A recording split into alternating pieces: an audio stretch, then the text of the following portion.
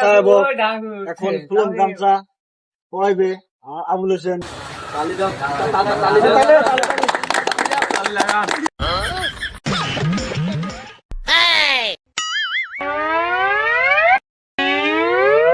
এটা কাম কাই করছিরা?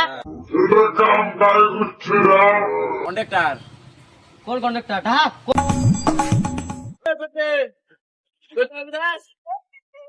কি হইছে রে? এমএলএ সাহেব তো ডাহাই।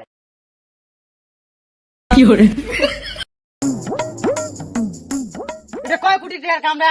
15 কোটি টাকার কাম। 15 কোটি টাকার কাম, তুই 15 টাকা কলা গাছ গাচ্ছিস?